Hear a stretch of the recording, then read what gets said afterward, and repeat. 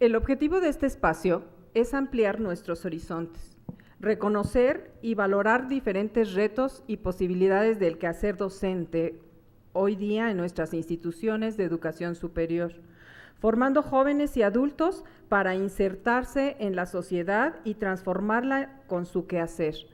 Hay muchas voces y es trascendente oírnos, reconocernos y retomar buenas prácticas. Este panel será moderado por la doctora Isabel Arbezu García.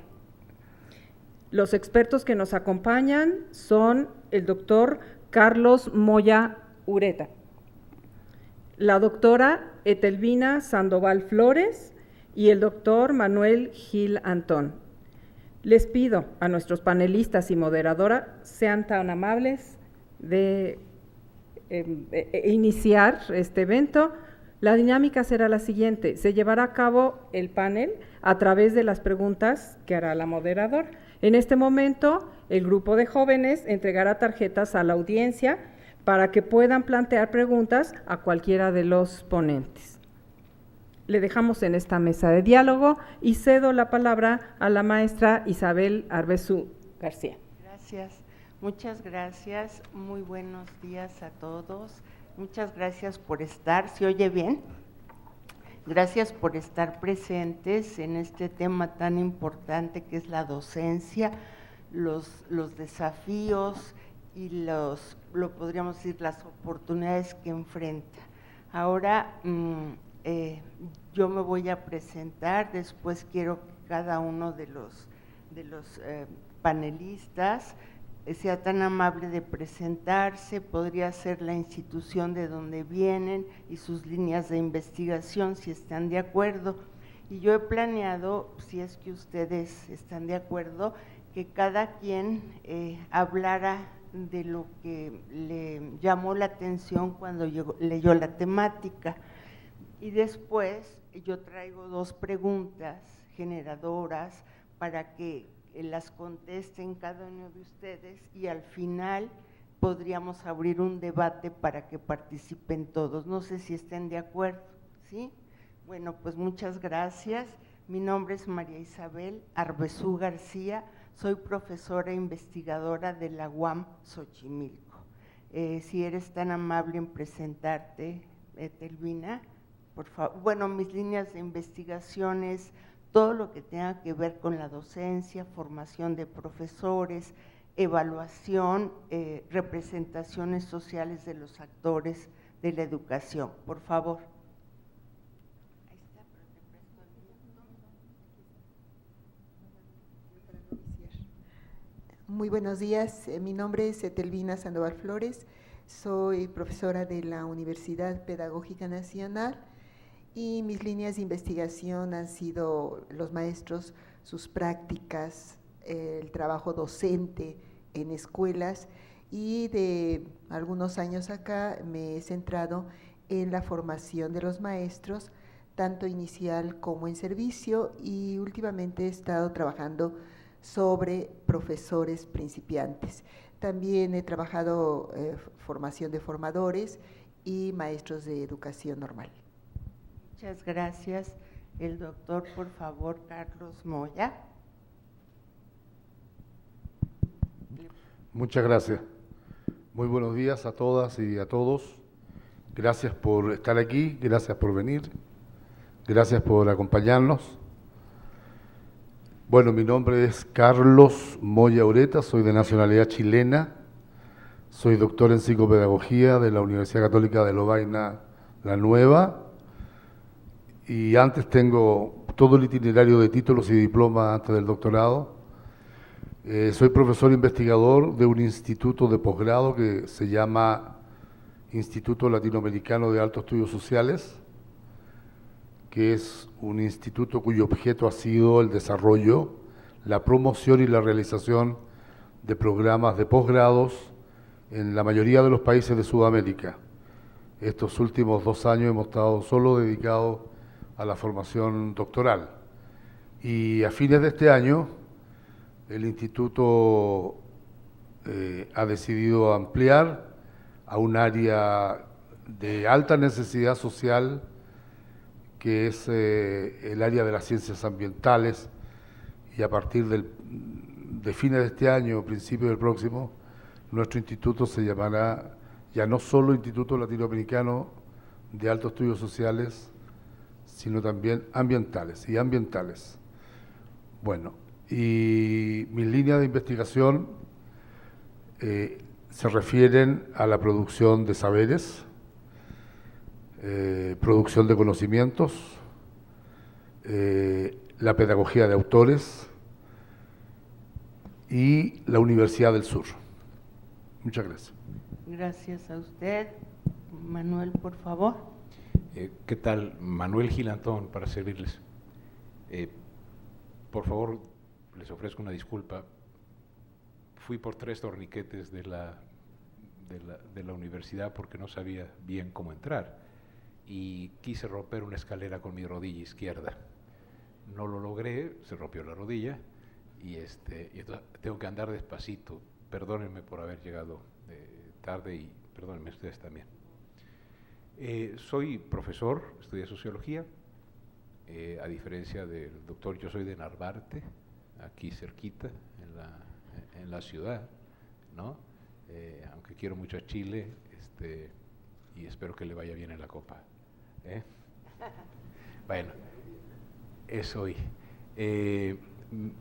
Soy sociólogo, estudié sociología y mis líneas de investigación, y creo que podríamos hacer entonces una discusión muy bonita, es justo, la más importante en mi vida ha sido la profesión académica, es decir, los que ocupamos la función de docencia y de investigación en el nivel superior, ¿no? Mientras que Telvina trabaja y conoce mucho la educación, el sistema de educación básica. Junto con mis colegas he tratado, me interesa muchísimo lo que pasa en básica, pero en donde yo podría aportar más es en la educación superior, que también tiene que ver mucho con el Congreso. Y estoy muy agradecido de que me hayan invitado y de haber podido llegar. Muchísimas gracias. Pues si gustan, yo quiero seguir, si están de acuerdo, el índice, como está aquí las presentaciones. Quizás 10 minutos es poco, pero pensaría que pudiéramos dar, si están de acuerdo, de 10 a 15 minutos para que cada quien hable lo que le sugirió, lo que en ese momento pensaron, la representación que tuvieron cuando dijeron, los docentes como agentes del cambio, qué desafíos y oportunidades. Y ya después las preguntas. Entonces empezamos con el doctor Carlos Moya Ureta, por favor. ¿Qué le vino a la mente? Muchas gracias. Bueno, a mí, haber sido invitado a este panel de profesores, de agentes de cambio, transformadores sociales, en lugar de entusiasmarme, porque es un tema que me gusta, pensar la acción docente en relación a la transformación social, en verdad me produjo un efecto en contrario, me deprimió, porque uno siempre cruzó la vida universitaria desde el ser estudiante, siguiendo en paralelo lo que eran las luchas sociales, las transformaciones sociales, bueno, en mi país, en América Latina, y siempre nos consideramos estudiantes transformadores, profesores transformadores, y sumamos a nuestra acción académica una acción política. Yo siempre he dicho, es muy difícil separar, en América Latina al menos, la docencia con la militancia o con una relación activa respecto, que es ético-social primero, ante las terribles desigualdades que existen en nuestros países. La universidad siempre ha sido un lugar de toma de conciencia, de movilización, pero hemos ya, por la edad que tenemos y lo que ha pasado estos últimos años, hemos tenido trayectorias que nos permiten mirar de una manera distinta, ya no tan estereotipada, lo que ha sido, yo diría, la biografía académica de cada uno. Yo llegué a la universidad en medio de la revolución, de lo que se podría llamar Mayo 68, y viví en mi país fuertemente ese proceso. Yo era todavía estudiante secundario de enseñanza media y por las circunstancias del destino era uno de los dirigentes estudiantiles más con mayor influencia, 67, 68, y vivimos un despliegue de expectativas de cambio. Y una de las expectativas de cambio más importantes es que creamos un movimiento Universidad para Todos. Hoy no es posible en Chile que los estudiantes que están movilizados permanentemente puedan levantar y validar un movimiento de Universidad para Todos. En ese tiempo era muy complicado y lo logramos. Y llegamos con Salvador Allende al gobierno, lleno de esperanza de transformación revolucionaria, socialista. Esa es la época de mi formación universitaria, de la vinculación de nuestra formación universitaria con los cambios sociales.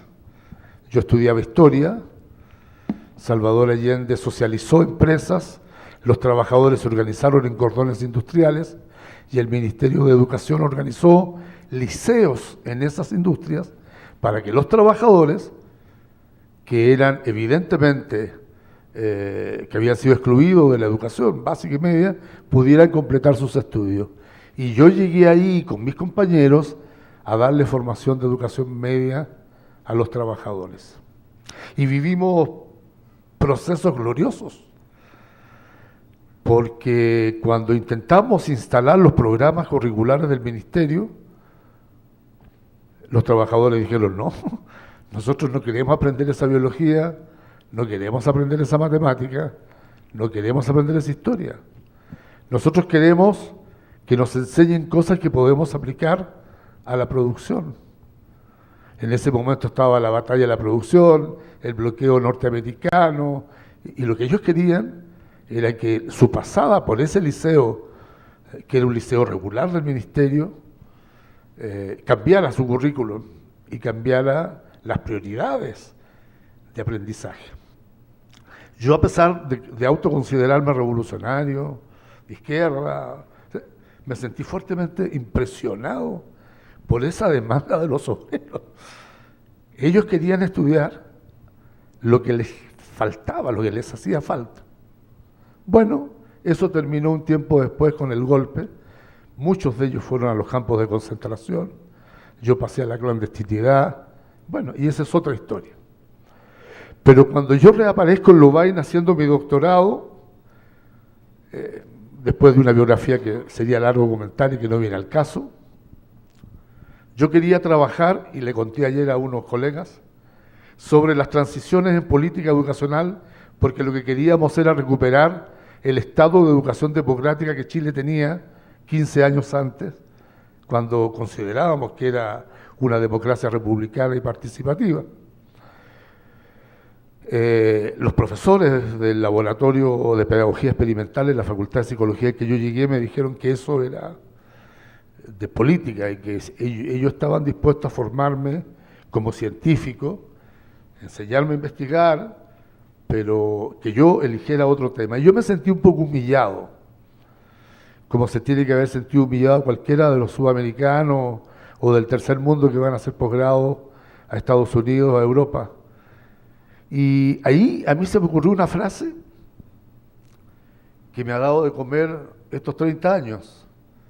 Y esa frase era de que el mundo está dividido en dos hemisferios: los que producen conocimiento y nosotros que consumimos conocimiento. Y decidí entonces presentar un proyecto de investigación sobre producción de conocimiento. Yo ya sabía que la base de la producción de conocimiento más original era la producción de tesis doctorales. Y por lo tanto mi investigación versó en estudiar los procesos intelectuales que se activan en situación de producción de textos y producción de conocimientos, integración de saberes, etc. Parece que la tesis resultó buena, causó una cierta buena impresión, y yo volví a mi país dispuesto a armar programas de doctorado, para intentar evitar, otra utopía más, que estudiantes de posgrado viajaran a Europa a hacer su doctorado porque los podíamos hacer allá. Sobre todo porque había un dilema epistemológico. Todo lo que se hacía en Europa tenía que ver con temáticas y problemáticas de ello que pedían que volviéramos a nuestros países a aplicarla. Y la ruptura epistemológica principal mía tenía que ver que teníamos que desarrollar enfoques y miradas para ser capaces de leer, descodificar, comprender nuestra propia realidad. Un complejo latinoamericano que todavía sigue, que a mí me irrita, pero ya de viejo me estoy empezando a acostumbrar, es que nuestros estudiantes de posgrado son formados o creen que los temas que ellos pueden levantar desde su propia realidad no son dignos de ser temas de investigación. ¿Cómo yo voy a hacer una tesis de doctorado de una experiencia que tuve en una normal rural? Pareciera que tienen que ser niños de Ginebra, niños de Nueva York, o debieran ser los temas. Y cuando uno trabaja sobre lo que ellos han producido, se da cuenta que los temas que ellos tomaron son equivalentes a trabajar sobre los niños de una escuela normal rural. Pero nosotros tenemos esa relación de dominación del conocimiento que lo da esta relación intercultural, donde la hegemonía del conocimiento del dominante debilita. Entonces, con esa biografía y luego el desarrollo de los posgrados durante 30 años, intentando generar metodologías nuevas, enfoques nuevos, me lleva a preguntar si efectivamente seguimos siendo los mismos docentes transformadores que creíamos ser. Las últimas 2 investigaciones doctorales que yo he dirigido en Chile, de profesores universitarios, y con esto termino esta parte, demostraron que los efectos de las políticas neoliberales sobre las universidades son mucho más potentes, más estructurantes y más determinantes que lo que nosotros pudiéramos imaginar. Me explico. Una investigación respecto al desarrollo de identidad social universitaria, otra investigación de otra doctora sobre las representaciones de los docentes de su carrera, de la cual era ella directora, sobre evaluación, o las concepciones evaluativas de sus docentes. Universidad privada, y durante el transcurso de la investigación comenzamos a mirar que la universidad privada estaba siendo prácticamente asediada por los sistemas nacionales de acreditación y las autoridades universitarias estaban absolutamente comprometidas en que los profesores de la universidad se dedicaran a las tareas de autoevaluación y a las exigencias que el Consejo Nacional de Acreditación en Chile les imponía.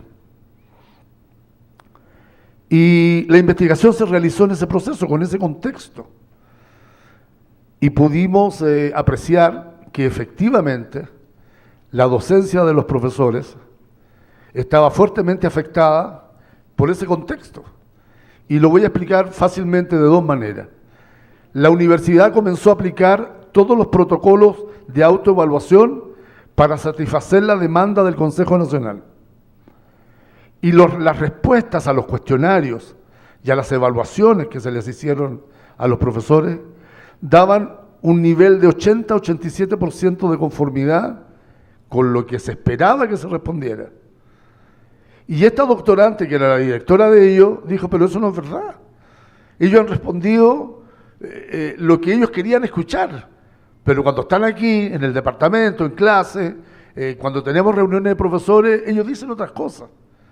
Y entonces ella se lanzó a una segunda fase exploratoria que tenía que ver entonces con entrevistar a los profesores frente a una serie de situaciones. Y allí descubrimos que la docencia estaba fuertemente influenciada por todas estas políticas neoliberales que influían al interior de la universidad. y que los profesores eran críticos respecto a su propia situación y condición académica, pero eran terriblemente sumisos frente a los criterios que se imponían. Entonces, ¿dónde está el profesor transformador? ¿Dónde está el profesor que mantiene la autonomía, que mantiene su alteridad docente y que se vincula con las lógicas éticas y epistemológicas de su profesión? Entonces, si uno considera y cree que la realidad es su propia biografía, evidentemente no es así. Ahora, respecto a los desafíos, bueno, tendré ocasión de hablar después.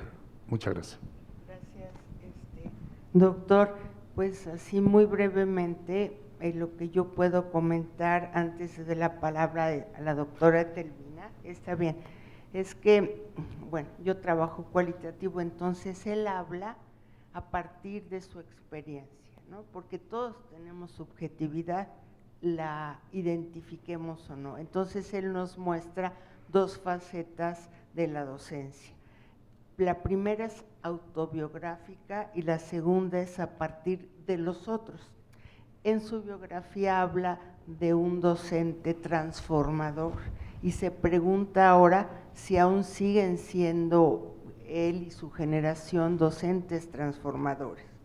Y después nos habla de los otros en función de las tesis que ha dirigido y cómo los profesores, y bueno, yo creo que es algo que cada quien lo podría pensar, somos reproductores, ¿no?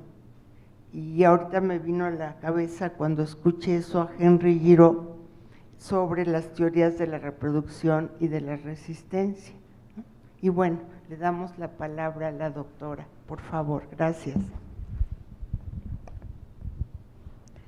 ¿Qué me vino a la cabeza? Bueno, pensé en una situación muy dual. Por principio de cuentas, esta palabra de los docentes como agentes de cambio para la transformación social ha sido un discurso muy utilizado desde hace mucho tiempo.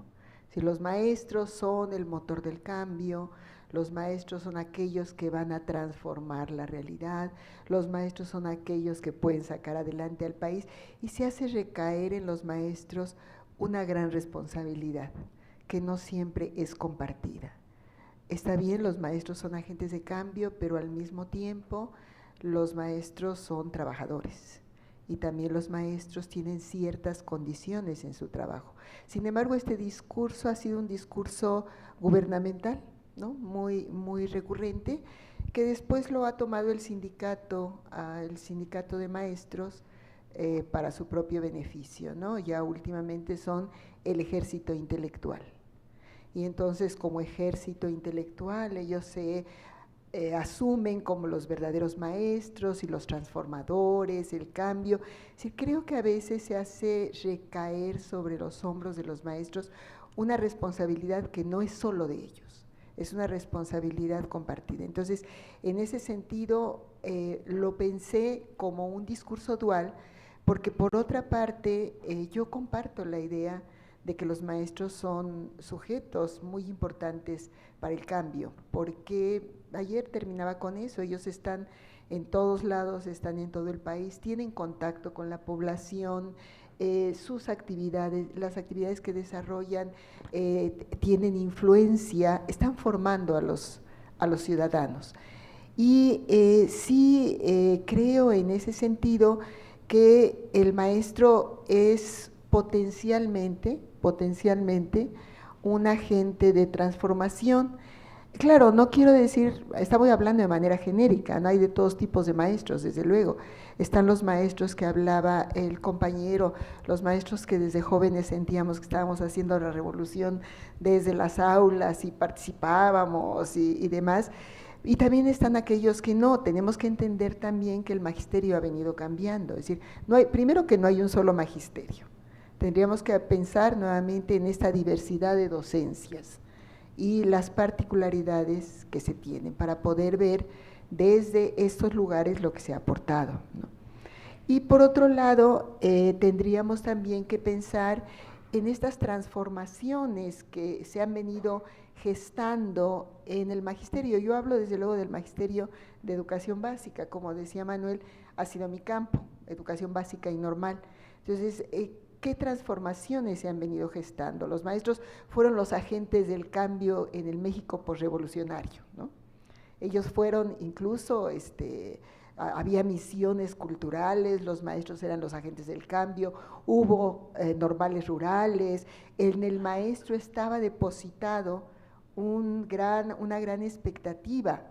El maestro además era el encargado de llevar adelante el proyecto educativo del Estado y lo hacía de una manera comprometida, consciente, y todos somos testigos de estas épicas del magisterio, incluso cuando la guerra cristera, como los maestros defendían sus principios, sus ideas, etcétera. Sabemos mucho de esto, no sé qué tanto hay de una epopeya, ¿no? De una epopeya o de una imagen que se va teniendo. Desde luego que no todos los maestros fueron así, ni todos participaron de la misma manera, pero yo sí asumo esta posibilidad del magisterio como un sujeto que puede contribuir a la transformación social. Sí lo creo, pero también reconozco que este discurso ha permeado de tal manera con los maestros que a veces los ha vuelto impermeables a él, ¿no? Se les está exigiendo demasiado sin tener mucho a cambio. Y creo también que el maestro ha cambiado a partir del tiempo, no es el mismo maestro revolucionario, el mismo de la época posrevolucionaria. No podemos estar pensando en esas imágenes idílicas. Los maestros se han transformado, incluso han cambiado en términos de, tienen más escolaridad ahora. Si nosotros vemos los datos, nos encontramos que los maestros de educación básica tienen la mayoría licenciatura y maestrías incluso. Se ha aumentado su escolaridad, han aumentado también sus expectativas de trabajo, de desarrollo profesional. Los maestros también han entrado, digamos, han venido nuevos tipos de magisterio. No es solamente el maestro formado en la normal. Ahora conviven maestros formados en universidades, formados en otras instituciones. Tenemos distintos tipos de magisterio y también en ellos ha repercutido estas políticas que el colega decía, las políticas neoliberales, ¿no? Es decir, aquella idea de el individualismo, el triunfo individual, la competencia, entre ellos sí ha permeado mucho. Si bien golpeó mucho el asunto de la reforma educativa y el maestro idóneo, también es cierto que para los maestros es importante tener un reconocimiento. Aquí quisiera referir un trabajo interesante de una colega de Flaxo, no recuerdo el apellido, pero ella es Lina María, yo leí la tesis. Ella hizo una investigación interesante en Morelos, después de un movimiento magisterial en 2000 y pico, que fue reprimido este movimiento magisterial y los maestros regresaron a sus escuelas sin ningún triunfo. Y ella quería hacer una investigación sobre ese movimiento y sobre lo que los maestros habían pensado de su participación, cómo habían vivido su participación y qué perspectivas veían de su trabajo. Y no pudo hacerlo porque había demasiado resquemor y mucha cerrazón de la gente, no quería hablar de eso. Entonces ella lo que empezó a ver es lo que hacían y lo que pensaban de su trabajo. Y ahí se fue encontrando distintos tipos de maestros. En primer lugar, ella hablaba de los maestros viejos, aquellos que fueron formados en una normal, que se formaron para ser maestros y que están siendo maestros después de muchos años. Ellos vivían todas estas nuevas exigencias que tenían, ya estaban las reformas, acuérdense que las reformas tienen aquí más de 30 años que llegaron para quedarse una tras otra, estaban las reformas y ellos se sentían agobiados, se sentían poco reconocidos y pensaban abandonar pronto el magisterio en cuanto tuvieran el tiempo reglamentario para la jubilación. Estaban los que eran los hijos de maestros, aquellos que los maestros les habían dejado sus plazas, porque también es cierto que los maestros dejaban sus plazas a los hijos, eso estaba aceptado, ¿no? Le habían dejado sus plazas y que si bien algunos no habían sido formados en las normales, otros sí, ellos conocían del magisterio, respetaban el trabajo de sus padres, sabían que sus padres se habían comprometido con su trabajo y estaban en una situación un tanto dual, apoyando a los viejos maestros, pero al mismo tiempo como queriendo hacer cambios, transformar y pensar que ellos podrían merecer un mejor futuro. Y un tercer grupo eran aquellos que habían entrado muy recientemente, la mayoría de ellos no habían sido formados en una normal y que entraban con un espíritu de competencia, de tratar de triunfar, de decir los exámenes están muy bien, los maestros viejos no los van a pasar porque no saben nada, pero nosotros sí estamos muy bien formados y a mí me parece muy importante que haya diferencias entre nosotros para que se reconozca el trabajo de unos y de otros. Entonces, tenemos que pensar que convivimos con estos tipos de maestros, hay muchos, se han llegado a diversificar las figuras docentes, ya no es solo el maestro frente a grupo, es el técnico docente, son los que apoyan la educación, son los maestros que están diseñando cosas, es decir, tenemos una diversidad de magisterios, pero creo que en todos ellos hay un común denominador, el común denominador de una preocupación por la educación. Yo creo que esa preocupación sí puede ser genuina en la mayoría de ellos, a pesar de que algunos de ellos vean el magisterio como un espacio solamente de trabajo temporal.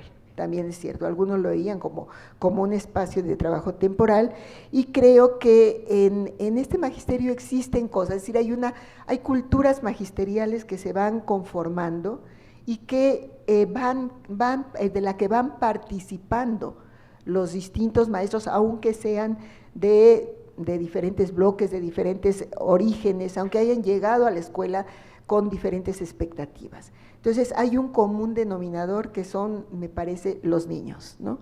Para los maestros, los niños son el eje de su trabajo y eso, creo yo, ha permitido que resistan estas condiciones tan difíciles, ¿no?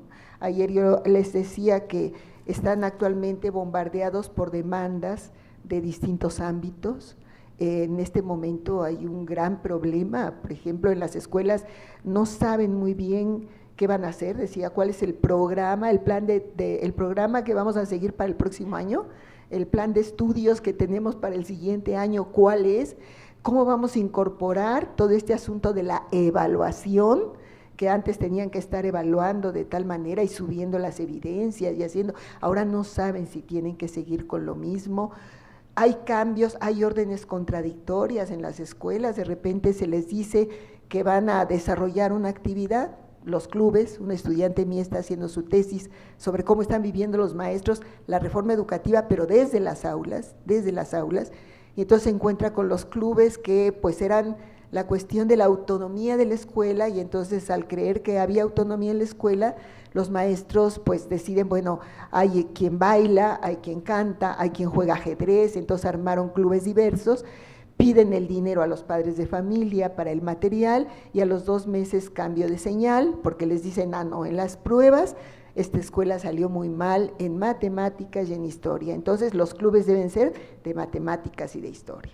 Y cambio de señal y entonces cambian los clubes y están ahora, en todas estas cuestiones contradictorias, de política educativa contradictoria, que ha creado una intensificación del trabajo, me parece que el maestro está respondiendo realmente porque asume una responsabilidad.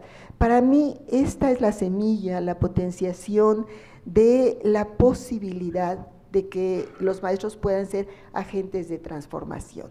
Desde luego que no por decreto y no nada más porque se les diga. Yo creo que es importante reconocer los aportes que han tenido, pero sobre todo es necesario dar apoyos. Nuestras escuelas son escuelas muy descuidadas, Nuestras escuelas son escuelas muy dejadas, sin condiciones de trabajo, aún las escuelas de la ciudad, pero peor todavía las escuelas alejadas, las escuelas rurales y las escuelas indígenas. Yo hice un trabajo con jóvenes principiantes, maestros principiantes, que llegaron a trabajar a zonas indígenas y ayer les decía, no hablaban la lengua de sus alumnos, pero a mí lo que me interesaba no era las dificultades que enfrentaban, me interesaba analizar lo que hacían frente a esas dificultades, es decir, cómo resolvían ellos los problemas. Y en ese sentido hay cosas muy interesantes como el asunto de crear un modelo donde se pudieran recuperar los saberes locales para la enseñanza de las distintas materias en secundaria, un maestro de telesecundaria, ¿no? Entonces creaba su modelo para, a partir de los conocimientos de los niños, de los saberes locales, pudieran comprender la historia, pudieran comprender las matemáticas, pudieran comprender el español y también hasta el inglés, porque tenían que enseñar inglés, no sé cómo, si los niños no hablaban bien el español. Pero creo que lo que nos hace falta es voltear a ver lo que sí hacen los maestros y reconocer lo que sí hacen. Han sido ya muy agraviados y es importante recuperar esto que sí hacen. Hay trabajos bien interesantes, hay compañeros aquí, bueno, aquí está Tere Rojas, que ha trabajado con los maestros que trabajan con los niños migrantes. Hay experiencias educativas importantes que a mí me hacen ser optimista, pese a las dificultades de que los maestros sí son agentes de cambio. Muchas gracias, doctora Telvina. Antes de darle la palabra al doctor Manuel Gil, yo recupero, ayer estuve en tu conferencia y estoy, un poco centrando lo que has hablado, estoy totalmente de acuerdo que hay que revalorar a la profesión docente en todos los niveles. Hemos sido objeto de calumnias, si hablas de un profesor y sobre todo de educación básica, pues son flojos, vienen a las marchas, abandonan a sus estudiantes y en general los profesores no somos valorados por lo que hacemos y hay que revalorar, ¿verdad? Por otro lado, es cierto que en este sentido todo tiene la culpa el profesor y haces muchas actividades, ya no solo preparas tu clase, la das, te formas, sino que tienes que hacerla de secretaria, en fin, de muchas cosas, ¿no? Y se nos pide que seamos los agentes del cambio y es una responsabilidad compartida que así no se ve y todo lo tenemos que hacer nosotros, ¿no? Ahora, también estoy de acuerdo contigo en que tenemos que conservar o que asumir las cosas que realmente hacen los profesores, que muchos se entregan, que muchos se comprometen con sus estudiantes, que aman la docencia y eso habría que recuperar. Al final vamos a ver qué piensan ustedes con las preguntas que traigo. Por favor, doctor. Gracias.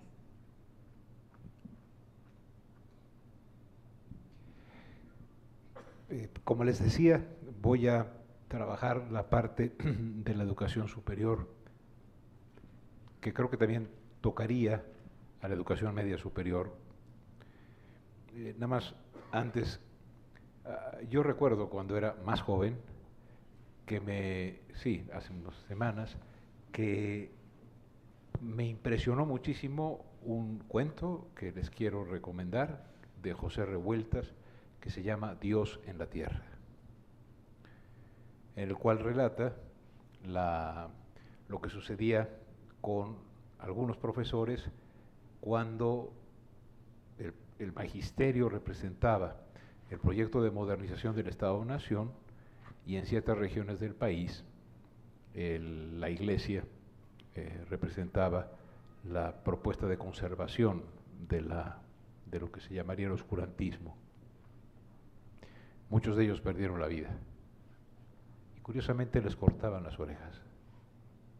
Entonces, si no lo conocen, ¿no? Termina Dios en la Tierra de don Pepe Revueltas, me parece que como dijo bien Etelvina, no todos fueron así, pero los que fueron así se jugaron el pellejo. Bueno,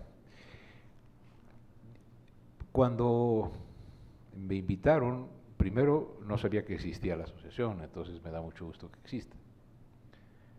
Que me invitaran a participar, bueno, ya es un honor. Pero, ¿qué es lo que pensé que yo podría contribuir? Miren, Onofre Rojo es un doctor en física que vino de la migración española por la guerra civil, o sea, por el golpe de Estado que hizo Franco sobre una república democrática, y fue mi profesor durante algunos años como amigo, ¿no? Porque de física, pues no sé. Y le pregunté un día, oye, Onofre, ¿tú crees que puede haber una universidad democrática, crítica y popular? Que era una forma en que hablábamos de la universidad. Y me dijo, sí, lo que se necesita es que primero sea una gran universidad, ¿no? Luego puede ser crítica, democrática, popular, y pone todos los adjetivos, Manuel, pero tiene que ser una buena universidad. Y yo pensé que, digamos que el Che Guevara hablaba de la primera responsabilidad de un revolucionario, que era sobrevivir. Yo pensé, pues, el factor de cambio social más importante de un profesor universitario es ser un buen docente. No porque no piense que hay también actividades que se pueden hacer al exterior, pero quiero explicarles por qué me preocupa mucho que el eje inicial de la transformación social de los profesores universitarios sea asumir la docencia. En México, en 1960, había solo 10,000 profesores en el nivel superior. Hoy hay 400,000.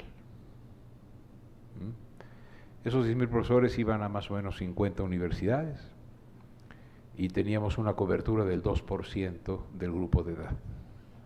O sea, 2 de cada 100 iban a la universidad. Hoy estos 400,000 profesores y profesoras, perdonando no haber dicho primero profesoras, pues atienden más o menos a 3,800,000, que significan en tasa bruta cerca del 40% del grupo de edad. La matrícula es equivalente al 40% del grupo de edad. Ha habido una gran expansión. Pero si nos fijamos en los académicos, que es el actor social que yo he procurado con mis colegas trabajar, este pasaje de 1960 a 2018, que son 58 años, para la vida de un individuo son muchos, para la vida social son un segundo, significó que el país tuvo que, en promedio, formar a 6,555 profesoras y profesores por año, es decir, a 18 profesores universitarios por día. Cada 24 horas, incluyendo sábados, domingos y fiestas de guardar de todas las religiones o de los agnósticos que celebran también algunos días de guardar, ¿no? En los mundiales, etcétera, ¿no? 18 profesores por día, dividiendo la cifra en 365 días de los 58. Es decir, casi 2 en una jornada de 9 horas cada día.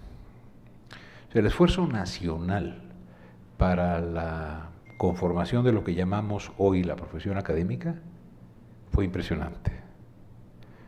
Yo soy hijo de esa expansión, porque ocurrió así, porque después del plan de 11 años de don Justo Sierra, que vino un periodo muy fuerte de expansión de muchachos y muchachas que tocaban la puerta para ser universitarios, dado que una función, una característica del Estado mexicano era lo que Calles y Cárdenas habían logrado, que era una relación corporativa con los campesinos a través de la CNC, con la CNOP, las organizaciones populares, y con la CTM, con los trabajadores, ¿no? Incluso ahí podríamos ubicar al CENTE, ¿no? Es chistoso, México ha producido desde el Estado su empresariado y desde el Estado sus sindicatos, ¿no?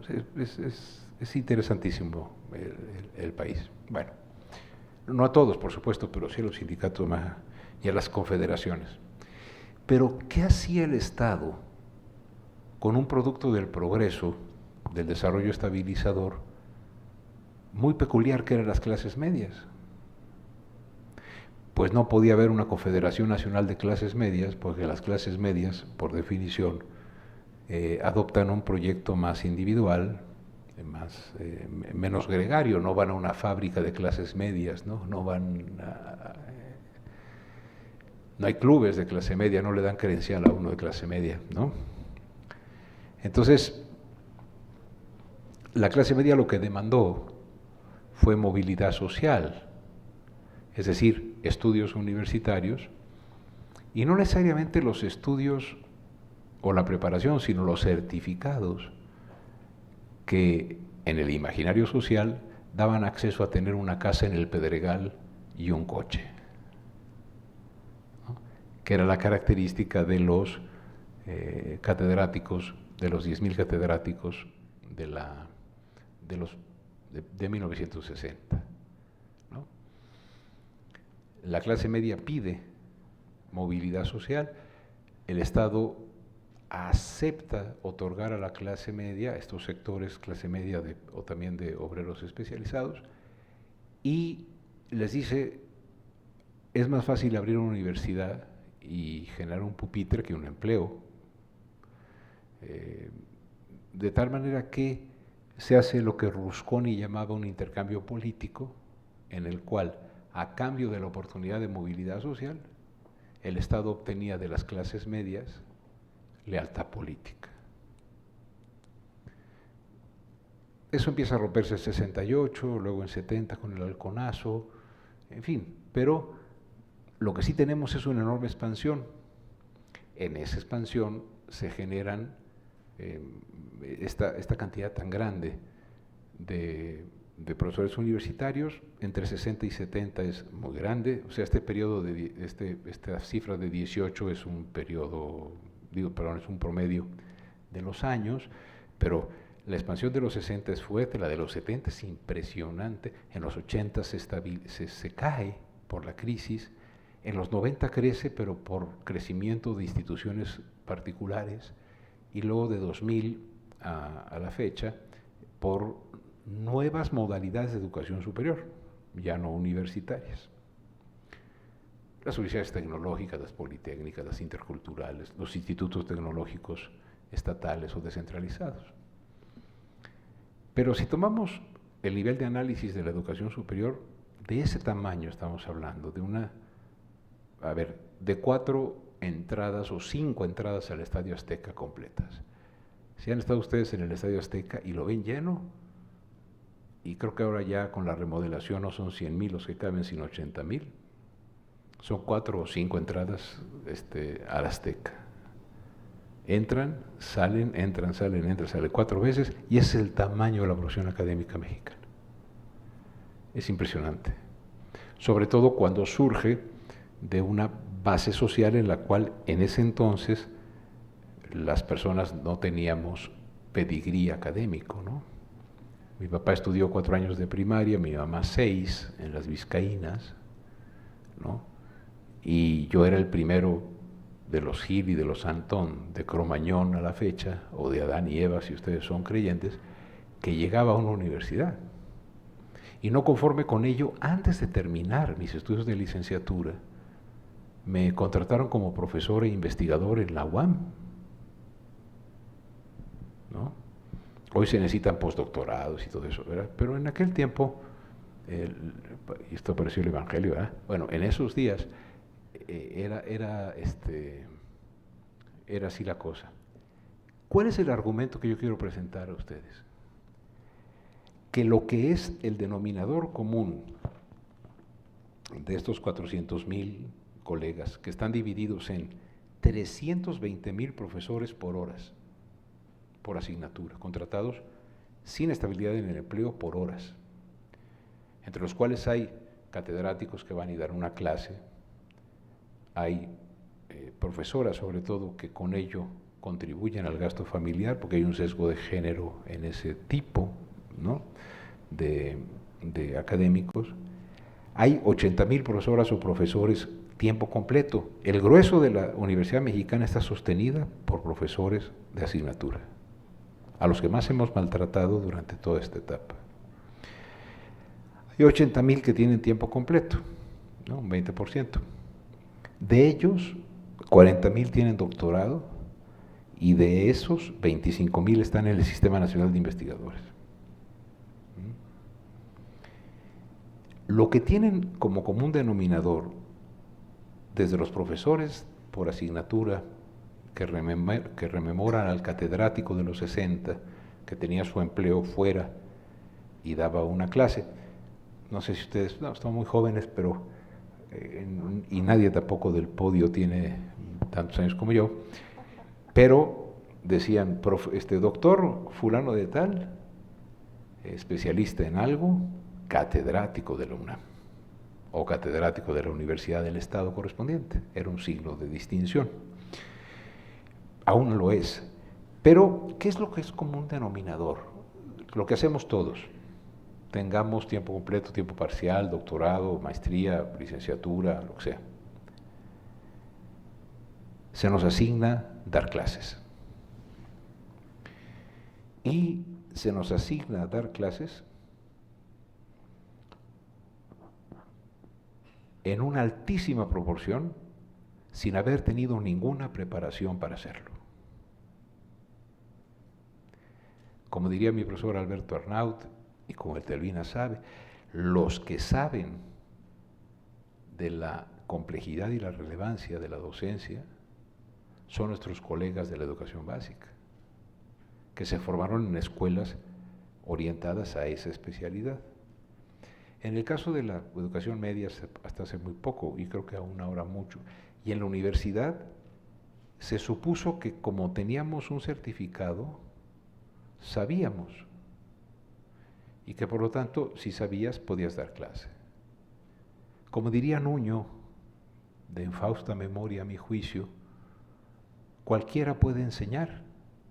Sí, miren, les enseño mis lentes, ¿no? O les enseño mi rodilla. No cualquiera puede enseñar en el sentido que él decía. Anthony Garritz decía que no es el mejor profesor el que tiene el dominio completo del contenido de su materia, sino aquel que tiene el dominio pedagógico del contenido a enseñar. De tal manera que no es el que más sabe, el que es mejor maestro o maestra, sino quien tiene una capacidad pedagógica para poder generar ambientes de aprendizaje que susciten precisamente el aprendizaje, porque de acuerdo a Piaget, nadie enseña nada, solo aprende el que aprende. Por eso la docencia es una profesión tan compleja y es un arte, un oficio, es una intuición y es una preparación muy específica. Bueno, nuestros colegas, a ver, me incluyo, nosotros los universitarios, fuimos contratados porque teníamos un certificado de licenciatura, maestría o doctorado. En muy pocas ocasiones teníamos nosotros que demostrar alguna preparación, alguna habilitación para la docencia. Y sin embargo hemos estado 58 años dando clases, como si fueran latas de atún.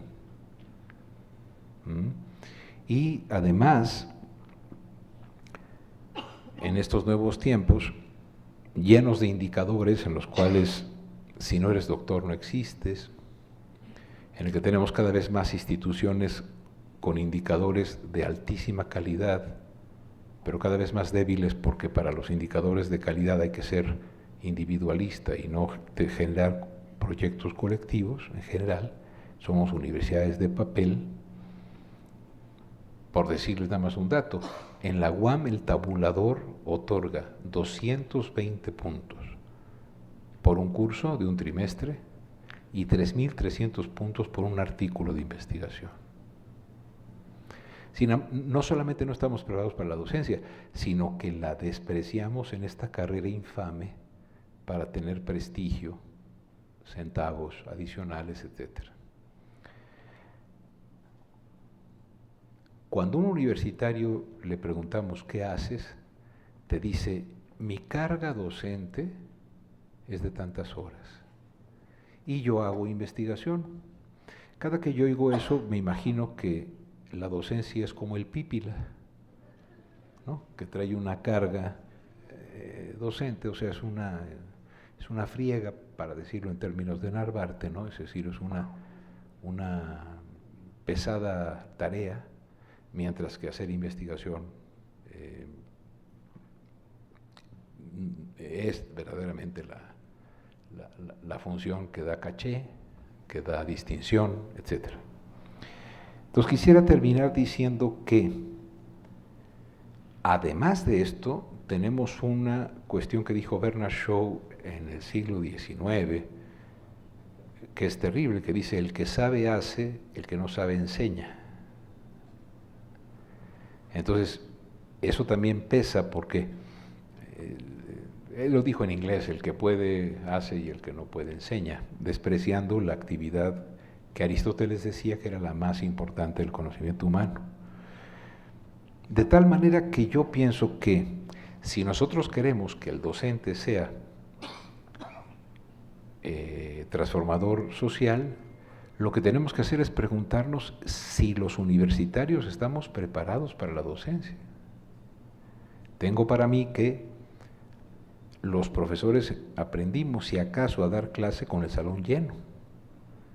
Igual que los que conducen los microbuses aprendieron a manejar con el pasaje encima. Nada más que cuando chocan, pues salen las noticias que hay muertos.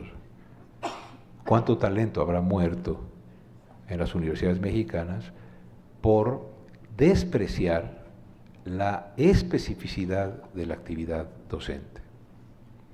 En alguna ocasión he dicho que lo que necesitamos es, quizá, que una vez que terminemos la licenciatura o el doctorado, pasemos un par de años en una normal habilitándonos para ser docentes, de tal manera de hacer en efecto a las escuelas normales las escuelas más importantes del país, porque son las que nos habilitarían a nosotros a ser profesores en la universidad. Muchas gracias, doctor.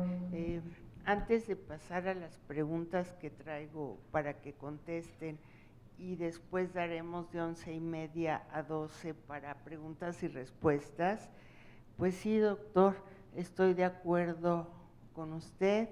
El común denominador en educación superior, y yo creo que no solo en México, en otras partes del mundo, es que damos clases, tengamos licenciatura, maestría, doctorado, seamos comunicólogos, arquitectos, economistas, lo que sea.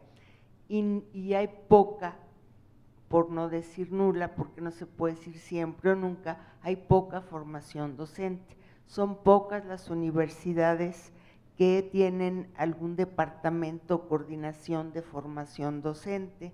Sin embargo, sí se evalúa y se gasta muchísimo en evaluar y muy poco en formar. Yo algún tiempo hicimos un trabajo, Tiburcio Moreno, Oscar Comas y yo, que a veces estamos en un equipo de investigación y calculamos, pero muchos millones de pesos que se gasta la UAM en la evaluación docente, en papel, en la sistematización, mucho es, y eso no se hace, o sea, no tiene algún uso, o sea, uso sí, y no es formativo, aunque se dice desde las políticas públicas, es punitivo y se gasta mucho, pero no se gasta en la formación y eso es alarmante. Ahora, también hay estudios que te dicen que no porque seas del SNI, no porque seas doctor, no porque tengas un postdoctorado, eres un buen profesor, porque sí tienes que dominar el conocimiento de lo que impartes, pero necesitas formación, y para todo se necesita formación y condiciones. Y la docencia le falta formación pedagógica y las condiciones no son las mejores, de los salarios, de las aulas, de la valorización de esta. Muchas gracias. Ahora, yo tengo pues unas preguntas que de alguna forma las han tocado, pero a lo mejor podríamos sintetizarlas, que serían dos preguntas, ¿no? Ya se ha hablado un poco de los retos, ¿no? Que enfrenta la docencia en la actualidad.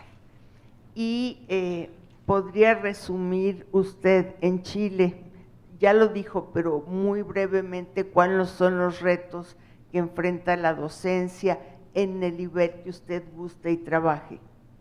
Por favor. Bueno, veo que usted es una profesora que acostumbra a hacer preguntas difíciles. Porque las preguntas difíciles siempre tienen respuestas difíciles.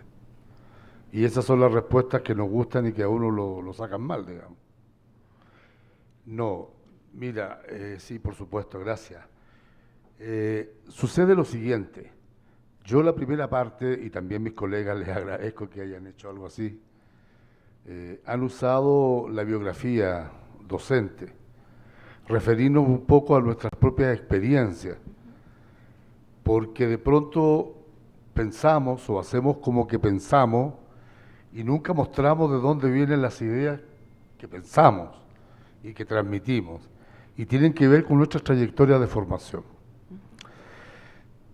Al profesor transformador no solamente lo hace el sujeto mismo en acción política y histórica, lo hace el contexto de resistencias. Y si hoy vemos América Latina, yo sé que ustedes tienen una sombra gigante aquí de un analfabeto que está al otro lado del Río Grande, pero si nosotros vemos a Bolsonaro en Brasil atacando las universidades, si nosotros vemos en Chile proceso de privatización acelerada de las universidades, cambio de las condiciones de funcionamiento, y vemos que lo mismo pasa en varios países donde la extrema derecha conservadora que controla la hegemonía de la economía se pone contra las universidades y contra el conocimiento. Y eso es fascismo. O sea, parte importante del miedo de la universidad como entidad transformadora está en este significante social histórico del odio que la derecha y los conservadores tienen a la universidad y a los universitarios, no porque odien a los universitarios, sino porque odian el pensamiento, odian el conocimiento. En un taller de interculturalidad, ayer creo que fue, o antes de ayer, ya ando un poquito perdido, discúlpenme, yo sostenía delante de mis colegas interculturales de varios países de América Latina que estaban presentes, que nosotros habíamos pensado durante mucho tiempo en la lucha de clases, creíamos en la lucha de clases, hay clases sociales y las clases sociales se debaten por mantener sus privilegios. Y yo decía que hoy hay una lucha que es la lucha por el conocimiento. Y de lo que se trata es de entender que la lucha por el conocimiento es una lucha por significar el mundo. Y que producir conocimiento no es solamente una fábrica de producción de textos, sino es asumirnos en un proceso de autoría para decir que nosotros también podemos leer el mundo. No solo podemos mirar el mundo con nuestros ojos, no solamente podemos nombrar las cosas con nuestras palabras, sino poner en el centro la tarea de reconocerlo, de descodificar nuestra propia realidad, reconocer nuestras texturas, nuestros matices, nuestros colores, y decir al mundo lo que somos. Y eso rompe con una de las barreras más importantes de dominación, que es la dominación por el conocimiento. Yo soy uno de los pocos que en América Latina sostengo que nuestras universidades, por muy convulsivas de izquierda que se consideren a sí mismas, somos todos parte del modelo de Universidad del Norte. Estamos esperando que nos lleguen las últimas teorías. Yo le pregunto a los profesores qué se consideran a sí mismos y el 80% levanta la mano y dice que son constructivistas. Hemos tratado de ver si efectivamente son constructivistas y los profesores no tienen ni idea qué es lo que es el constructivismo. Dicen que es considerar los conocimientos previos de sus estudiantes. Y cuando decimos cómo ella establece o él establece los indicadores de esos conocimientos previos, nunca lo ha hecho en la vida. Y estamos esperando la nueva teoría cognitiva y ahora se habla de la conectividad. Porque de lo que se trata es de saltar del constructivismo a las plataformas digitales. Y vivimos aterrados por la tecnología. Y hay una campaña del terror de decir, ¡ay, si las universidades no se tecnologizan y no incorporan la tecnología a la docencia, vamos a quedar en una suerte en una suerte de espacio fuera de la historia, fuera de la civilización, porque hemos sido históricamente invisibles. Y lo que nosotros hemos podido hacer en las universidades es asumirnos como emancipadores, tener conciencia de los contextos de dominación social, pero recién estamos empezando a despertar en los contextos históricos de dominación por el conocimiento.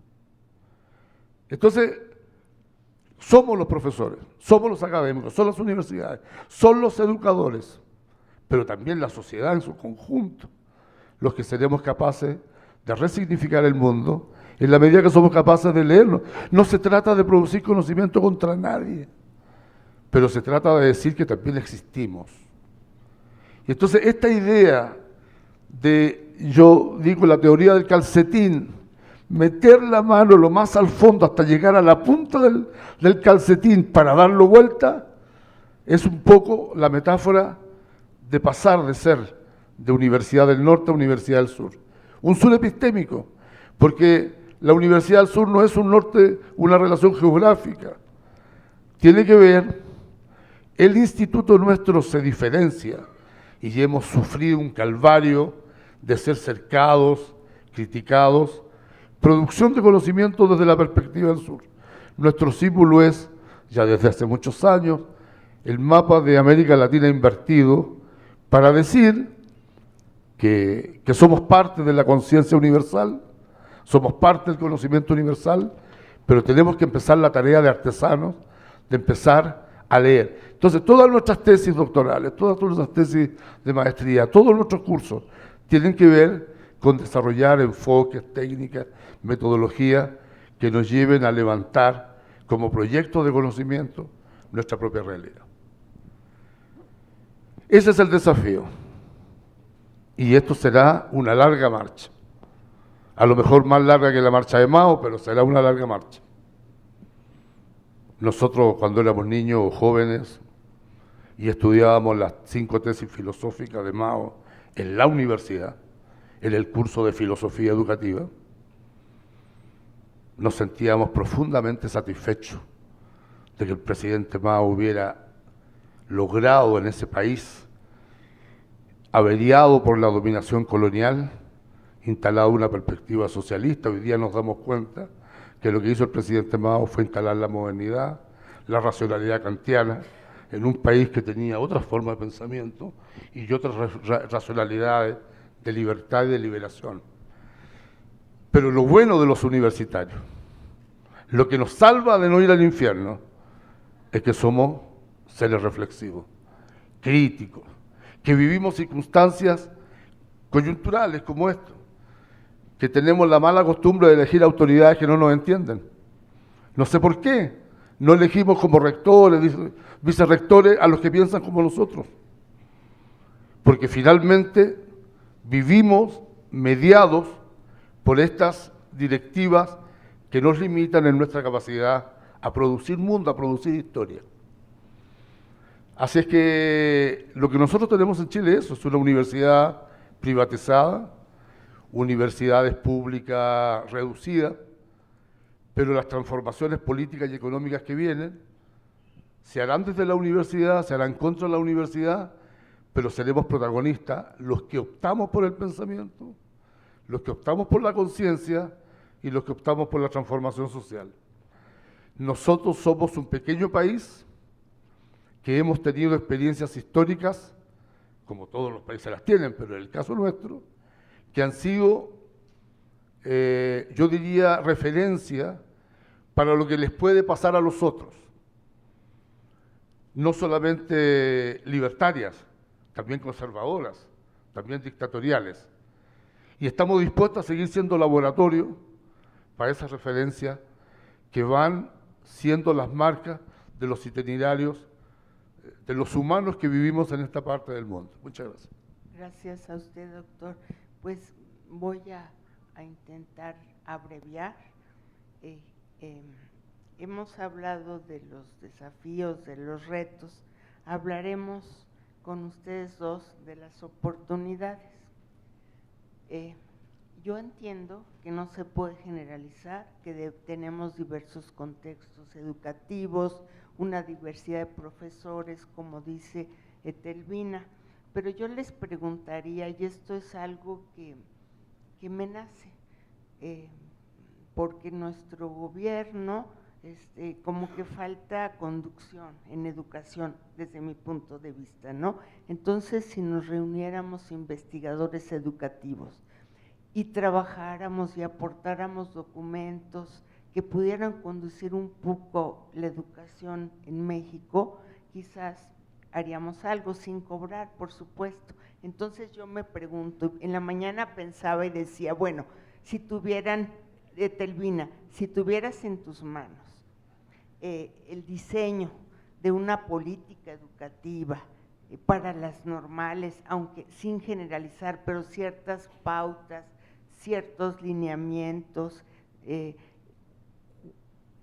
es lo que priorizarías para diseñar esta política en cuestión de que el profesor sea reflexivo, crítico y que sea ese transformador, ese que deseamos para que cambie? O sea, ¿qué es lo que le darías prioridad?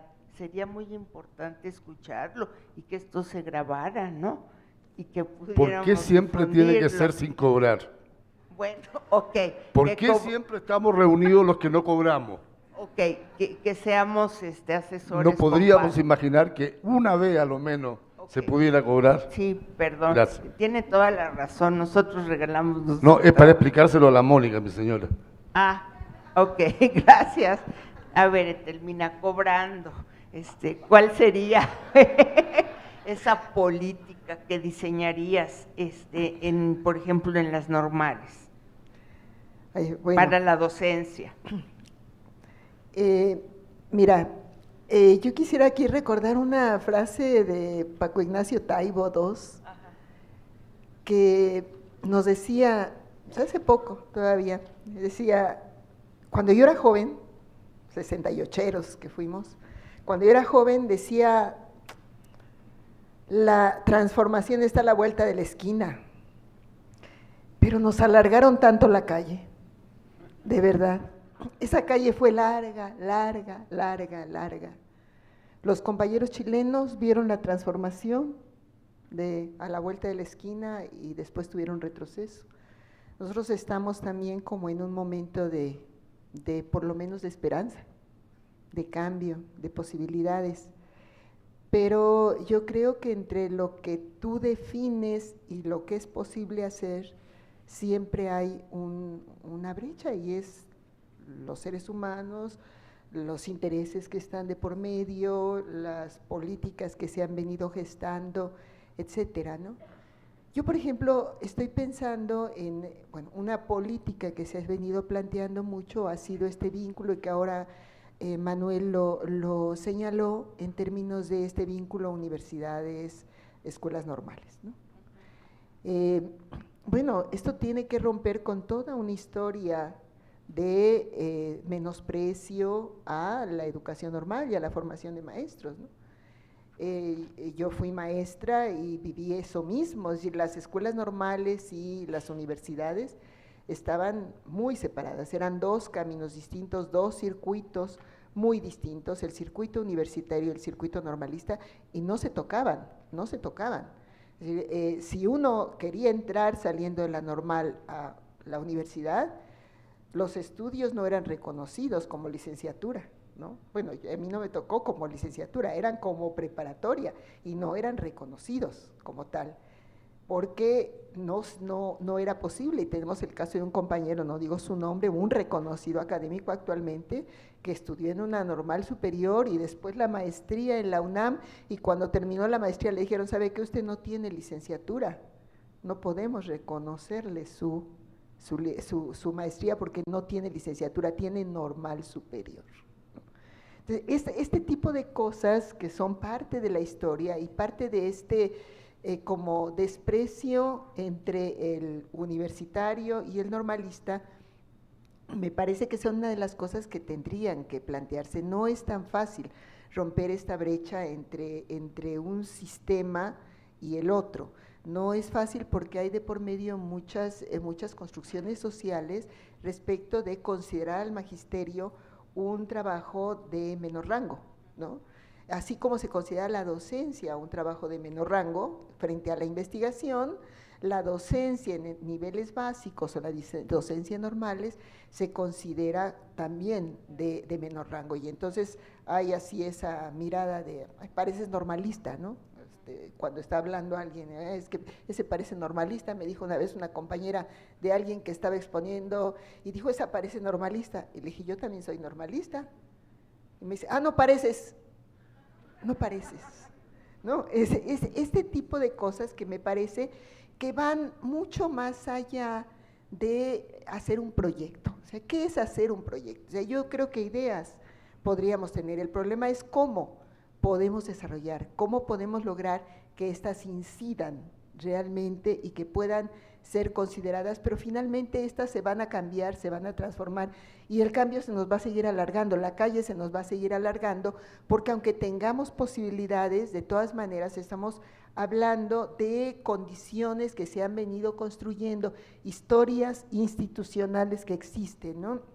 Actualmente, por ejemplo, en las normales se les quiere equiparar con actividades a las de las universidades, sin considerar que su materia de trabajo es otra, es la formación de maestros. Ahora se les pide investigación, docencia y difusión, ¿no? Y ya tienen todos los parámetros que tienen las universidades, ya está el PRODEP, los perfiles deseables, la evaluación, y los maestros están entrando a la competencia porque además han vivido siempre con la sensación de esa carencia, de que nosotros tenemos que ser como los otros. Y entonces de verdad lo hacen con muy buena intencionalidad y están haciendo investigación la que pueden hacer separándose de lo que es su materia de trabajo. Entonces, mira, es complejo pensar porque ya hay una historia, hay ideas construidas, hay grupos que han venido trabajando, hay muchos intereses que están de por medio para impedir, es decir, puede haber un buen proyecto, pero yo no sé si es solo el buen proyecto, sino pensar el cómo y cuáles serían los intersticios sobre los cuales estas ideas pueden realmente prosperar. Yo tuve de esas desviaciones humanas que uno llega a tener. Yo fui directora de educación normal y mi idea era que los maestros concursaran por las plazas y que pudieran tener los ascensos por concurso y que pudieran realmente por ser buenos maestros, etcétera. Pero ahí estaba súper controlado por el sindicato. El sindicato decía quién ascendía y quién no, de tal manera que cuando quise sacar convocatorias para concurso, primero se me echaron encima los del sindicato, después aceptaron. ¿Y aceptaron por qué? Porque sus compañeros iban a participar aquellos que ellos habían definido, ¿no? Para no contraponerse contra el sindicato. Y la justificación que me decían, nosotros vamos a seguir aquí y tú te vas a ir. Entonces nosotros tenemos que mantener nuestras relaciones con nuestros compañeros. Es decir, esas relaciones que se han venido tejiendo, esos grupos de poder, los intereses existentes, son a lo mejor esta malla difícil de penetrar frente a un proyecto. Evidentemente, el proyecto estaría revalorar la función del maestro, que aparece incluso, ¿ok? ¿Cómo hacerlo? ¿De qué manera se revalora el trabajo del maestro? No se va a revalorar por decreto, la profesión no se prestigia por decreto. Tendríamos, ayer decía, la necesidad de incorporar a los maestros a este proyecto, pero los maestros pues son también una diversidad de maestros, ¿no? Desde luego los del sindicato son maestros, los de la CENTE son maestros, los que no pertenecen a uno y otro son maestros, o sea, ¿cuáles maestros? ¿De qué estamos hablando? ¿Cómo hacer para que se apropien de un proyecto que Por otro lado, se requieren los apoyos pertinentes, ¿no? Está bien que se reconoce el valor del trabajo docente, pero también se tiene que dar las condiciones materiales necesarias para el trabajo de este maestro, y yo plantearía, bueno, podemos recuperar aquellas buenas experiencias que se han tenido, pero sí te quiero decir que ayer lo dije, gobernar es una cosa, decir lo que se puede hacer tal vez es posible, gobernar es otra cosa. En este momento están abiertas los foros, yo no sé si ya se cerraron, Manuel, estos foros de debate respecto de la iniciativa de ley, están para concretar, para hacer las leyes secundarias, están abiertas. No sé si los maestros están participando, sé que los del sindicato están ahí, ¿no? Ya llevaron todas sus propuestas, es un juego de poder. Gobernar es también entender la suma de intereses que están creados ahí, los poderes que están, hacia dónde estás tú dirigiendo tu objetivo, y bueno, te vas a encontrar siempre problemas. Afortunadamente no estoy en esas condiciones y sí puedo desde acá decir muchas cosas todavía. Pues muchísimas gracias, doctor Gilentón, que si estuviera en sus manos hacer pues ciertos lineamientos de una política para mejorar, para formar a los profesores de educación superior, ¿qué sería lo que privatizaría, tomando en cuenta que hay pocos recursos? Bueno, a mí me han dicho muchas veces, creo que Elvira también, que es muy difícil criticar, pero es muy difícil edificar. Yo me he defendido diciendo que es muy difícil edificar una buena crítica y que ese es nuestro trabajo. Pero también es importante reconocer lo que ha dicho Telvina, que el mundo político respondería más a la frase de Chesterton de que nunca ha sido mejor lo mejor que lo posible. Pero creo que es un posible que tenga un poquito de utopía, ¿no? Que tenga un poquito de... Entonces, si me preguntasen a mí cuál es el reto fundamental de la docencia en la universidad, es comprender que la buena docencia lo que genera es preguntones, no respondentes. O sea, llevamos muchísimo tiempo, digamos, diciendo, llegamos, distribuimos las fotocopias, exponemos y aprendió el que repite lo que dije y reprueba el que no. Sin abrir espacio a la capacidad de preguntar, que es el origen de la crítica es base para la ciudadanía, y la ciudadanía es uno de los déficits más grandes que tenemos en el país para poderlo transformar.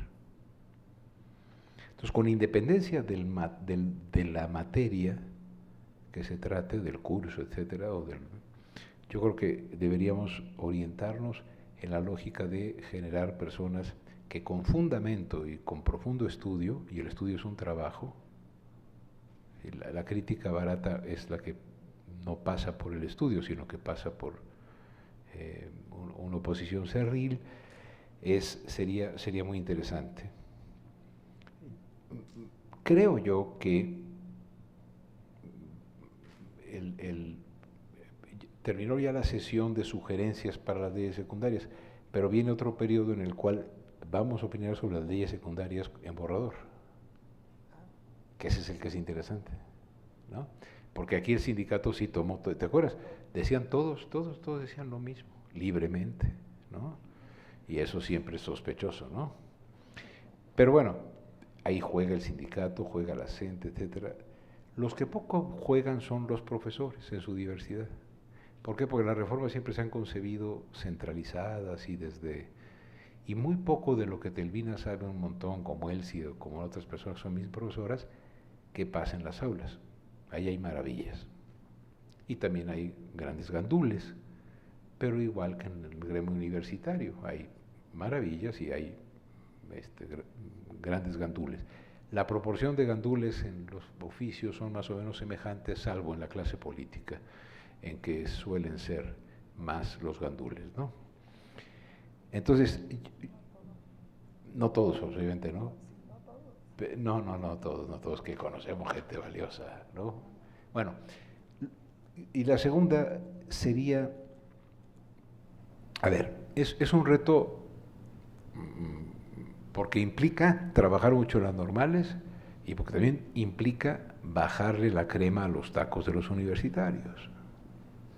O sea, los universitarios siempre se han considerado en el Olimpo. Tanto así que en la polémica Lombardo caso, que era una polémica sobre la libertad de cátedra, etcétera, pero en el fondo era una polémica sobre si la universidad se asociaba al proyecto de la Revolución Mexicana, y gana caso y dice no. Entonces Cárdenas General Poli, entonces tenemos la escala de los exquisitos, luego los politécnicos, y luego los normalistas, y luego los profesores de banquillo, y sobre todo los de preescolar, que lo que hacen es guardar niños. El país está equivocado. Los intelectuales más importantes de México no deberían ser los del Sistema Nacional de Investigadores, sino los profesores de la escuela básica, porque son los que construyen y ayudan a la consolidación de las estructuras cognitivas, diría el profe Piaget, en las que es posible acomodar y asimilar y luego entrar en crisis y pasar por situaciones que amplían esas estructuras. De hecho, los universitarios trabajamos sobre los hombros de gigantes de los profesores de la básica. ¿Con qué cara se dice que cualquiera puede enseñar cuando yo termino de leer a Padura en El hombre que amaba a los perros? Digo, qué bueno que existe Padura y qué bueno que me enseñaron a leer. Y no me enseñaron a leer en la universidad, me enseñaron a leer en la escuela básica. Entonces, una idea que yo propondría es que la manera de prestigiar a los normales sería irnos acercando poco a poco y políticamente batallando con la soberbia universitaria, porque miren, en la reforma universitaria, en la reforma educativa del sexenio pasado, las universidades estuvieron en silencio. Le estaba pasando eso a los proletarios, y con razón además. Meritocracia, ¿no? Y la meritocracia en la desigualdad es desigualdad acumulada. Algún día podemos pensar que desde el posgrado hasta el preescolar, más bien de preescolar al posgrado, somos profesores de la escuela pública. Y eso nos ayudaría mucho. Ahora, sé que eso es difícil y Telvina lo ha mostrado muy bien, pero hay países en los cuales, como Francia, hay el doctorado y luego 2 años de habilitación para ser docente, que implican hacer otra tesis. Porque yo digo, si yo llego al salón y pongo en un cuadrito muy bonito, muy majo, así con garigoleado en el marco, que soy el doctor Gil, ¿en qué beneficia colgar el cuadrito para mi actividad docente? En nada. Es decir, creo que tenemos que procurar, ciertamente, normales de altísimo nivel. Hay que ser muy autocríticos con la situación de las normales, pero también con los gobiernos que las han abandonado. Lo primero que hizo ejército en Tiripetío, que es una normal rural, fue destruir el Museo de Ciencias que habían construido, con puros materiales de desecho. Le dabas vuelta a una bicicleta toda rota y se prendía un foquito como de nacimiento, para explicar Hay maravillas, hombre, ¿no? Pero bueno, yo diría, el reto es, ¿cómo le hacemos? Aunque dicen que chango viejo no aprende truco nuevo, yo pienso que el día anterior a la muerte uno puede aprender. Y creo que sí necesitaríamos hacer una muy fuerte crítica en la universidad al hecho de ser amateurs de la docencia, olvidando que nuestro vínculo con la educación básica y la educación normal nos podría hacer profesionales de la docencia. No por tener el grado podemos enseñar.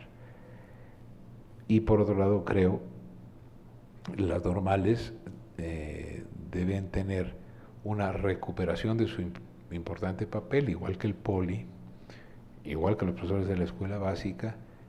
Cuando México tenga como proyecto educativo, y esta sería la reforma más de fondo, quizás que no haya una reforma general, sino que la reforma consista en dejar en paz al magisterio, proponiéndole que tiene posibilidades de desarrollar proyectos alternos con el fin de que después de un cierto tiempo sus estudiantes sepan y disfruten la lectura, no solamente sepan leer manuales para emplearse, aunque también es importante, y generar muchos preguntones.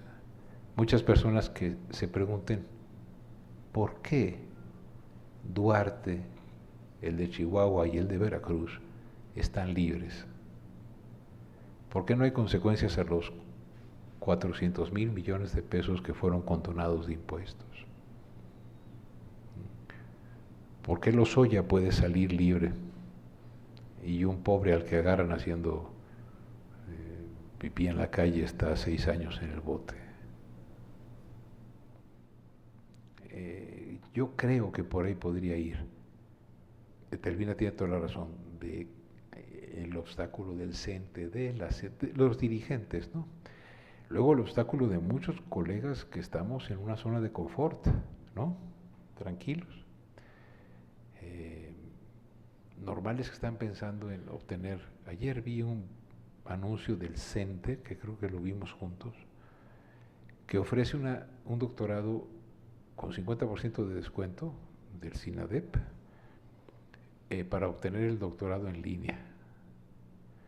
Yo me pregunto, ¿no sería mejor reivindicar que la capacidad pedagógica del profesor es equivalente al postdoctorado, sin necesidad de que hagan un doctorado y sepan que Vygotsky escribió tantos libros, etcétera, sin que sean los encargados en el país de generar las estructuras pedagógicas en el amplio sentido, no didácticas, sino en el amplio sentido, que nos ayuden a todos?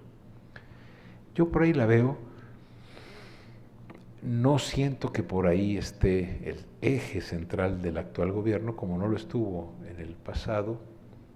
Creo que es una construcción que tenemos que hacer desde abajo. Y en una de esas se termina. La mejor reforma es la que no fuera, que nada más abriera espacios y que luego fuéramos muy exigentes con los resultados. Ok, mil gracias. Ahora vamos a dar un espacio más breve, pero vamos a dar el espacio para preguntas y respuestas. Cada uno tiene, el doctor Gil Antón es el más taquillero, tiene varias preguntas. No sé si podrías, por favor, intentar como que ver semejanzas, diferencias, para poder contestar quizás lo más importante de cada una. Después la doctora Telvina tiene otra y el doctor Carlos tiene como 3, ¿verdad? Una, ok. Entonces empezamos. ¿Quién quiere empezar a contestar? Ustedes decidan. El que tiene más tarea. Bueno, dejamos al que tiene más tarea para… No creas, a ver, yo no tengo tanta tarea porque empieza. son convergentes. A ver. María dice, oye, Manuel, ¿y cómo le harías para fortalecer esto en el nivel medio superior, pues igualito, ¿no? Es decir, que el nivel medio superior también entre a este oficio, haciéndose cargo de que tiene que tener formación pedagógica. Digamos, para contribuir a la preparatoria del universitario en el área de la docencia, insistiría en eso a Anaíd. Y también, ¿qué factores considera prioritarios para que se incida en la formación de la educación superior, de tal manera que se pueda hacer frente a los referentes que demanda el sector productivo y la sociedad global? Yo creo que ser los mejores docentes posibles, pero sobre todo docentes que tengan como horizonte educar, no instruir, ¿sí? Que tengan como horizonte generar condiciones en las cuales el conocimiento es parte, por un lado, en cuanto sea posible, con una política industrial, que sean parte de los medios de producción, el conocimiento avanzado, pero también que nunca se pierda que la educación es el camino regio al bienestar en una vida en la cual la cultura juegue y nos rompan la cara los libros y el cine y el teatro y nos muestren que la condición humana es una condición humana en la cual siempre hay luz y sombra, paradojas, pero pues la esperanza de mientras que estamos aquí, tratar de hacer lo mejor que podamos para vivir bien, es la noción de bienestar, la buena vida. Bien, mil gracias. Seguimos con la doctora Etelvina y cerramos con el doctor Carlos. Básicamente yo tengo una pregunta que dice para cualquiera de los tres. Entonces yo soy una de esas. Y sí, soy una de las tres. La compañera pregunta sobre la formación del docente universitario cuando el presupuesto se está disminuyendo, ¿no? Habla de una universidad en particular, la Universidad Pedagógica, de la que yo participo. Y creo que, bueno, ahí también hay una discusión que tenemos que dar sobre los incentivos en la universidad y sobre esta política que Manuel ha trabajado mucho y que ahora no mencionó, que fue el asunto de los estímulos que fueron haciendo la diferencia entre los profesores, que además solamente correspondían a esa capa de profesores que corresponden al 20% de los maestros universitarios con el sistema del pago por mérito. Los estímulos que fueron parte de esta política que nos fue llevando a trabajar más hacia las actividades que se valoraban, que no necesariamente eran la docencia. Entonces, cuando él hablaba de los 2,000 y pico de puntos por un artículo y los 200 por dar una clase, creo que eso se ha generado en todas nuestras universidades. Lo que se priorizaba de actividades era lo que estaba en la relación que se reconocía para los puntos, para el estímulo, ¿no? Y que fue creando esas diversidades, ¿no? Nuestra universidad ha sido una de las más pobres en ese sentido, pero hay universidades que tienen realmente estímulos muy altos. Nosotros no tenemos ese tipo de estímulos y precisamente creo que ahí, al revisar la cuestión universitaria, esto del pago por mérito que se instauró, pues ya tiene un buen rato, ¿no? Desde el 80 y a finales del 80. El 89 con Salinas de Gortari, ¿sí? Y el otro. Ya tiene un buen tiempo esto del pago por estímulo, cómo ha afectado a las universidades, cómo ha afectado al trabajo de los maestros universitarios y cómo ahora que el presupuesto se disminuye y se piensa y se ven afectados también los estímulos, pues estamos frente a una disyuntiva, cómo poder hacerle, porque los sueldos son bajos, o sea, lo que no creció fueron los sueldos, y lo que estuvimos más bien sobreviviendo fue a través de los estímulos que también eran diferenciados por ciertas actividades. Creo que ese es un tema que es necesario también discutir. Y la otra cosa que quisiera retomar, lo que plantean las preguntas de Manuel, soy otra de las tres, aunque te las hayan hecho a ti, el asunto del nivel medio. Nivel medio, el nivel medio, los profesores de nivel medio son toda una capa sobre la que sí es necesario analizar y hacer políticas diferenciadas también para ellos. Efectivamente son profesores que no tienen una formación, pero sí entraron en esta dinámica de la evaluación docente, al igual que la educación básica, en donde bajo condiciones muy difíciles, porque además ellos trabajan por hora, igual que los maestros de secundaria, están teniendo demandas fuertes, pero además una situación de agotamiento en términos de muchísimos alumnos.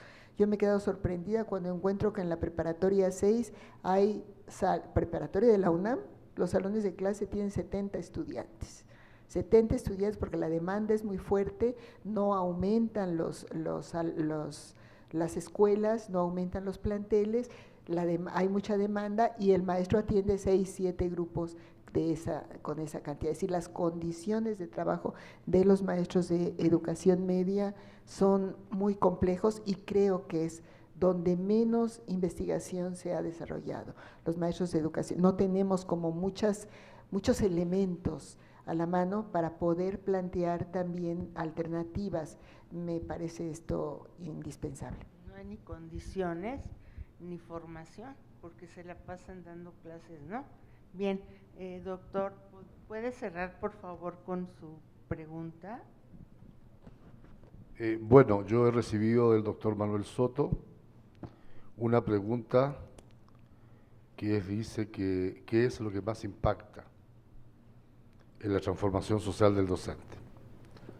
Generación de conocimiento, emancipación o el egreso profesionista como profesional. No podemos equivocarnos. Las universidades no transformamos el mundo. Lo que podemos constatar en todos los países nuestros es que somos reproductores del modelo y del sistema dominante. Tenemos márgenes de autonomía al interior de nuestras instituciones y tenemos gente brillante, lúcida, que es capaz de repente de romper parte de este plástico que nos cubre y nos asfixia, ¿no? Y hacernos ver cosas que para otros no es fácil que veamos. Yo digo que la lucha principal hoy día es por el conocimiento, no es una lucha social, no es por la desigualdad social, sino por la imposición de modelos de vida, de lectura de mundo. Yo en mi conferencia a la que fui honrado y fui invitado señalé el tema de la exclusión universitaria y la necesidad que los docentes desarrolláramos este perfil ético-social formativo. No podemos, las cifras lo confirman, recibir 100 estudiantes en primer año y entregar 3 o 4 o 5 años después.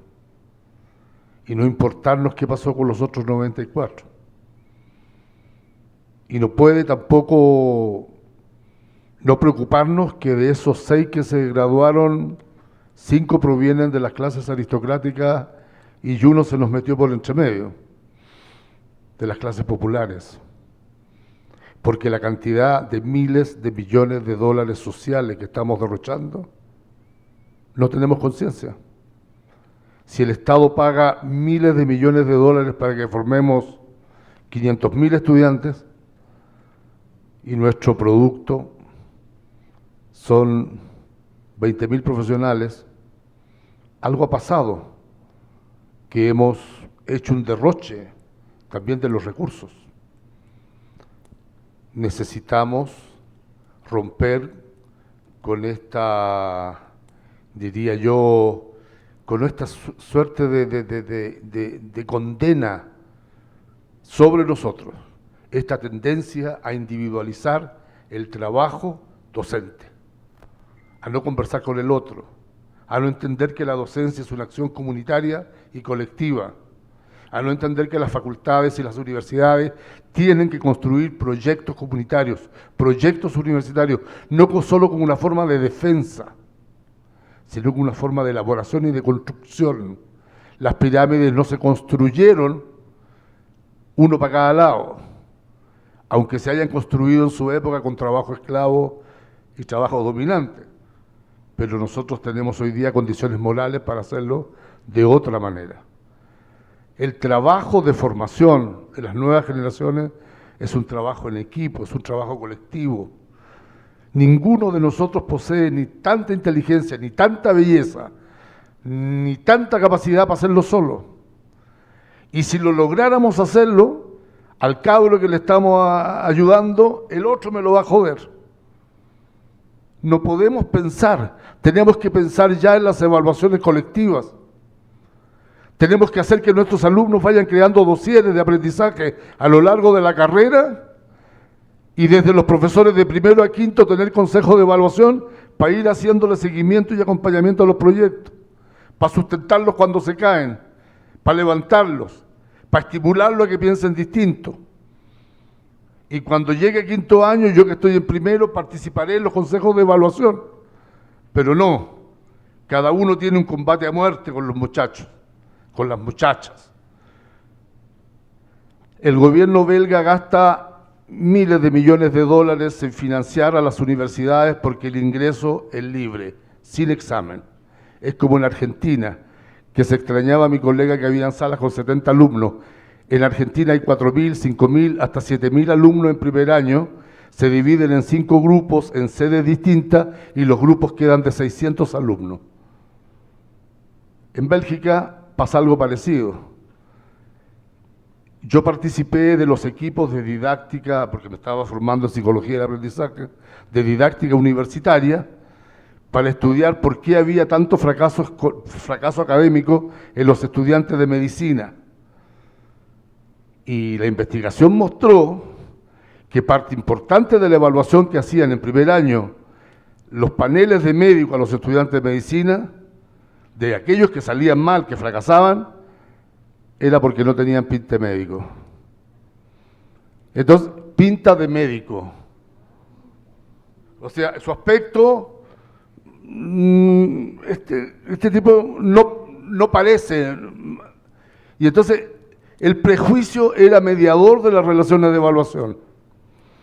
Entonces, lo que nosotros tenemos que entender es que esas transformaciones solo las podemos hacer de adentro, porque no hay nadie más inteligente que nosotros fuera de la universidad, capaz de constituir esa inteligencia colectiva, digo, no individual.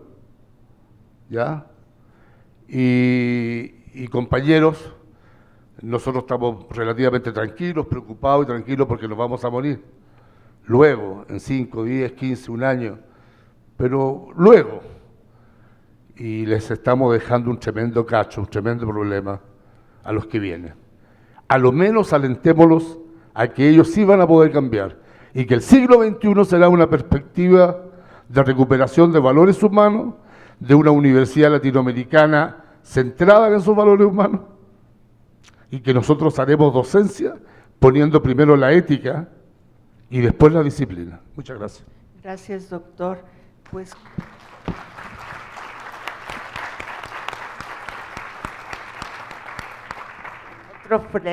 otro fuerte aplauso ahora. Yo quiero agradecer al doctor Carlos Moya por su valiosa presentación, la reflexión que nos llevamos todos, a la doctora Etelvina Sandoval, también nos deja mucho, y esa parte de revalorar la docencia, ¿no? De ver diferentes docentes, y al doctor Gil Antón, siempre tan crítico, tan agudo. Y lo que me queda es la formación pedagógica, es muy importante, entre otras cosas.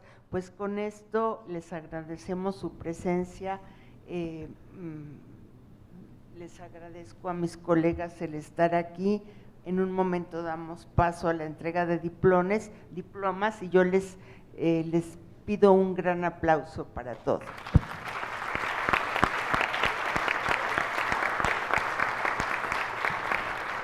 Pues muchas gracias por todo el conocimiento compartido. Solicito la presencia de la doctora Dulce María Meneses Ruiz, quien hará entrega del reconocimiento a los panelistas y a la moderadora.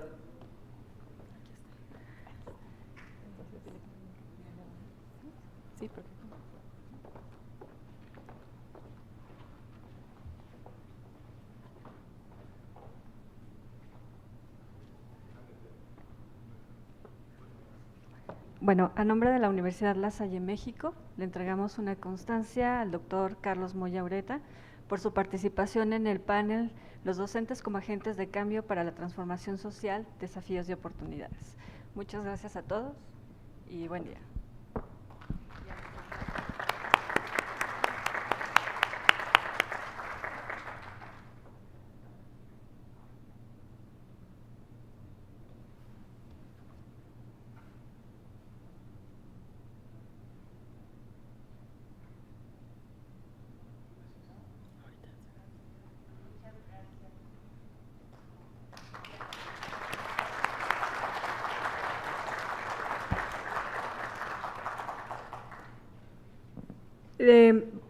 A continuación tendremos un breve descanso.